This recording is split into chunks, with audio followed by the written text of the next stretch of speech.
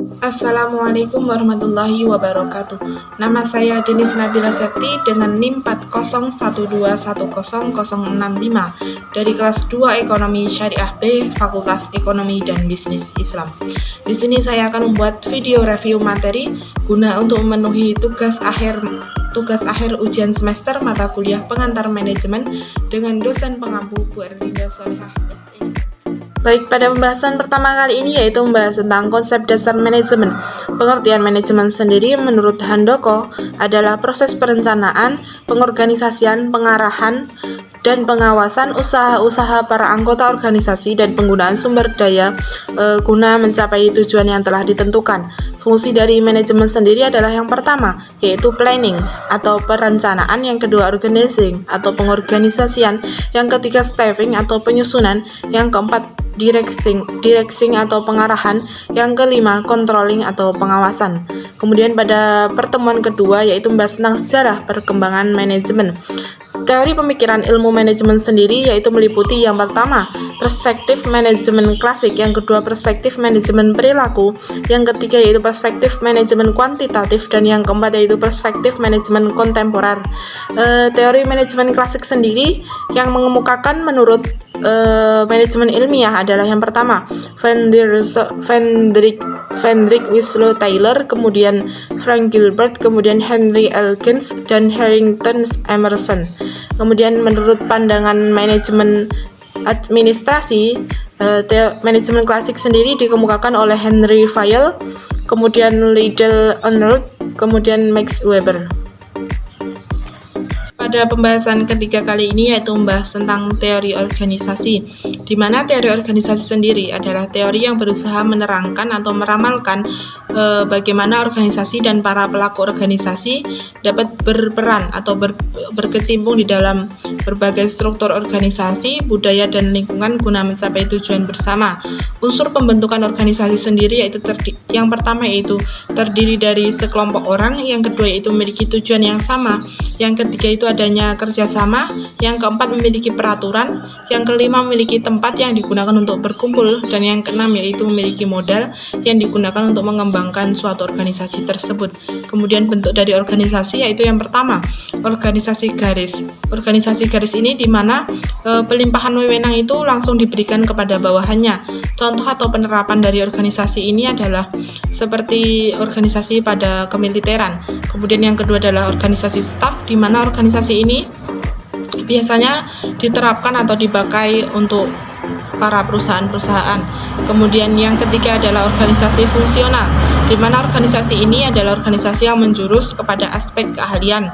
Dan yang terakhir yaitu organisasi kepanitiaan atau organisasi yang biasanya diterapkan secara kepanitiaan yang menjurus ke acara-acara.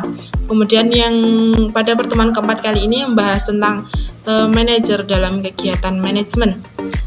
Proses manajemen adalah daur ulang beberapa kegiatan yang dasar yang berhubungan secara integral yang dilakukan di dalam manajemen secara umum, yaitu seperti proses perencanaan, pengorganisasian, pelaksanaan, dan pengawasan.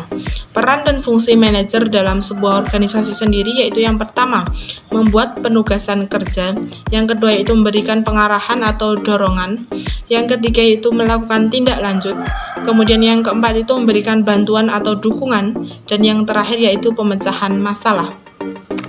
Pada pertemuan ketujuh kali ini yaitu membahas tentang penyusunan atau staffing, di mana pengertian dari penyusunan sendiri adalah kegiatan merekrut tenaga kerja atau mengembangkan organisasi atau perusahaan agar setiap petugas itu dapat memberikan daya guna yang maksimal kepada sebuah organisasi.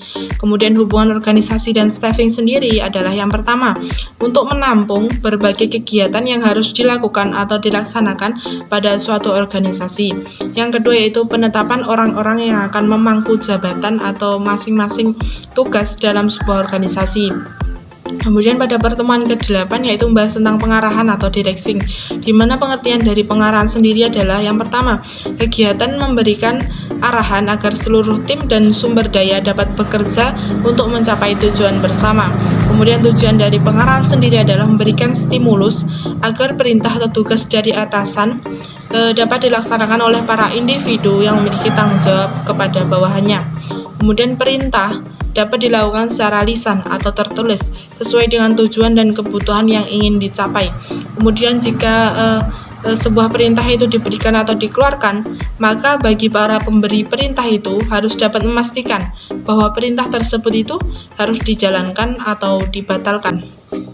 Temuan ke-9 kali ini yaitu membahas tentang pengawasan atau controlling, di mana pengertian dari pengawasan adalah proses menetapkan suatu tindakan atau ukuran kinerja dan pengambilan suatu tindakan yang dapat mendukung untuk pencapaian suatu hasil yang diharapkan sesuai dengan kinerja yang telah ditetapkan. Tujuan dari pengawasan sendiri adalah memberikan jaminan ketetapan dalam proses pelaksanaan tugas sesuai dengan kebijakan atau kesepakatan secara bersama. Kemudian tahapan dari proses pengawasan sendiri yaitu yang pertama, penetapan standar pelaksanaan, yang kedua yaitu penetapan pengukuran pelaksanaan kegiatan, yang ketiga yaitu pengukuran pelaksanaan kegiatan, yang keempat adalah pembandingan pelaksanaan dengan standar evaluasi, kemudian yang kelima adalah pengambilan tindakan koreksi bila diperlukan. Kemudian pada pertemuan ke-10 yaitu membahas tentang motivasi dalam sebuah organisasi, di mana pengertian dari motivasi sendiri adalah hasrat atau dorongan yang timbul pada diri seseorang yang dilakukan secara sadar atau tidak sadar untuk melakukan suatu tindakan dengan tujuan tertentu. Kemudian teori dari motivasi sendiri dikemukakan oleh 4 ilmuwan. Yang pertama yaitu teori A.H. Maslow, di mana ia mengemukakan bahwa tindakan organisme itu ditentukan oleh kebutuhannya. Kemudian teori Douglas MC Greger, di mana ia mengemukakan bahwa menyatakan 2 filsafat manajemen yang diterapkan di perusahaan. Kemudian yang ketiga adalah teori Frederick Herzberg, di mana ia mengemukakan bahwa mendorong orang untuk bekerja lebih baik dengan baik. Kemudian yang keempat adalah teori Dorrit MC Schiller, di mana ia mengemukakan bahwa orang yang mempunyai kebutuhan adalah untuk keberhasilannya.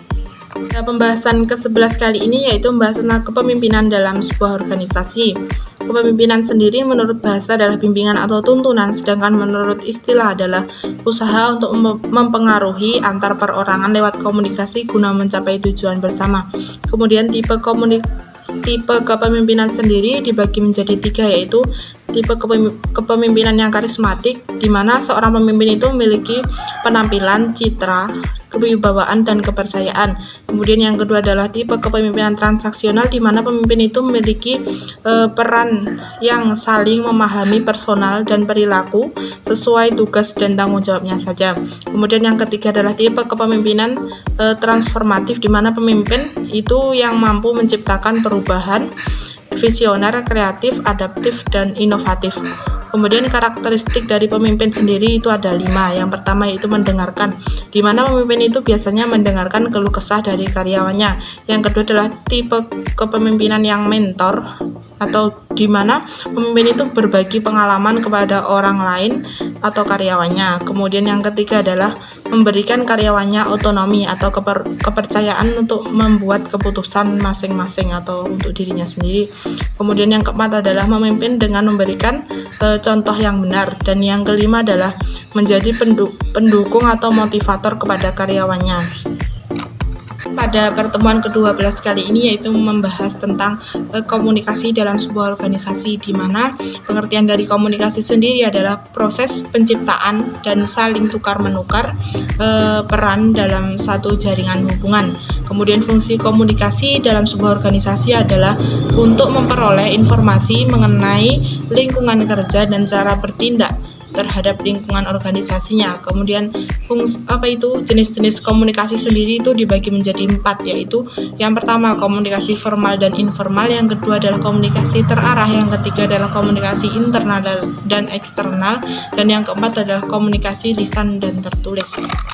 Pertemuan ke-13 kali ini yaitu membahas tentang pengambilan keputusan, di mana pengertian dari pengambilan keputusan sendiri adalah suatu tindakan yang dilakukan untuk menentukan suatu hasil guna sebagai pemecah masalah.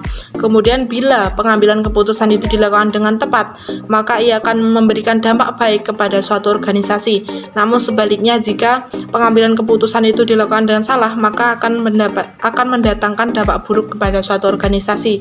Kemudian teori dalam pengambilan keputusan itu terdiri dari terdiri dari 3. Yang pertama yaitu teori korasional komprehensif, yang kedua adalah teori inkremental, dan yang ketiga adalah teori pengamatan terpadu. Kemudian metode dalam pengambilan keputusan sendiri terbagi menjadi 4, yaitu tentang yang pertama kewenangan tanpa diskusi, yang kedua pendapat ahli, yang ketiga kewenangan setelah diskusi, dan yang terakhir adalah kesepakatan. Sekian pemaparan review materi dari saya. Kurang lebihnya mohon maaf. Wassalamualaikum warahmatullahi wabarakatuh.